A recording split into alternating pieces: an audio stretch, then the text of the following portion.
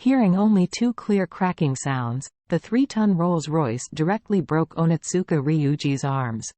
Rolls-Royce braked, and then the entire Rolls-Royce team stopped. In the Rolls-Royce car that broke Onitsuka Ryuji's arm, a young man with an angry expression came down. He was about 26 or 27 years old. When he got out of the car, he angrily kicked between Onitsuka Ryuji's ribs. He screamed, "Bastard thing! Did you know there is a distinguished guest in my car? It doesn't matter if you are dead, it shocked the distinguished guest in my car, and I threw you down." Onitsuka Ryuji's arms were crushed, and he wanted to die in pain, but being kicked over with this foot made him cough violently.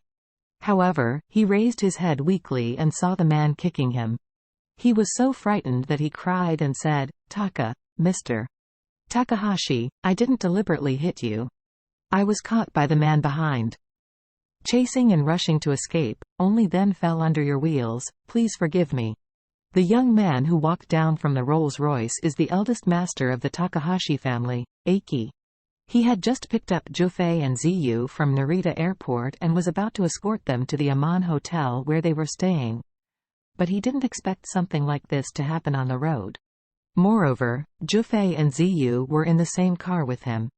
He was sitting in the co-pilot and proudly introduced to the two siblings that there would never be a pedestrian running a red light in Tokyo when the Onitsuka Ryuji suddenly ran into a red light. This incident simply slapped Eiki in the face with lightning speed, and also shocked him, Jufei and Ziyu. Fortunately, there is nothing wrong with the two of them. Otherwise, if it affects the cooperation and negotiation of the next two, wouldn't it be a mistake? Therefore, he slammed on Onizuka's body in anger and looked at Charlie who was chasing him. He pointed at Onizuka Ryuji at his feet, and asked Charlie coldly, "Did you chase this person to the middle of the road?" Charlie frowned. "It's me, do you have an opinion?" Eiki angrily roared, "Enough to live, right? Do you know who I am?" Charlie squinted his eyes and snorted coldly, "Don't know who you are, and I don't bother to know who you are. I only know that the two arms of the person under your feet are reserved in advance by me. Now you broke his two arms, so you must give me a satisfactory explanation." Eiki was stunned, and asked dumbfounded, "What did you just say?" Charlie looked at him and asked contemptuously, "What? Didn't you hear what I just said? Seeing that you dress up like a dog, do you still suffer from intermittent deafness?" At this moment, Eiki almost exploded in anger. He is the eldest son of the Takahashi family and a rising star of the family. Not only does he have an extraordinary position in Tokyo, he can be regarded as widely known even in Japan. To some extent, his status in Japan is very similar to that of the national man who was very popular in the past few years. Because of this, Eiki's character has always been rebellious. In his dictionary, there are no words for tolerance and bullying. Seeing that this young man who was about his age ignored his cardon and identity, he choked with himself, and even questioned whether he had intermittent deafness. In his opinion, it was a crime worthy of death. So, he immediately waved at the front and rear vehicles, and a dozen strong men in black suits immediately descended from a few Rolls-Royces. These people, without exception, are all bodyguards of the Takahashi family, and they are top masters. The bodyguards got out of the car and surrounded Charlie. Everyone looked at Charlie and at the same time looked at Eiki. As long as Eiki said a word, they would attack Charlie. At this time, Jufei and Ziyu in the car exchanged glances, and Jufei said, "There is no fraud in this matter, right?" Ziyu shook her head, "It shouldn't be. If someone really wants to do something, they will never do it on the streets of downtown Tokyo, Japan.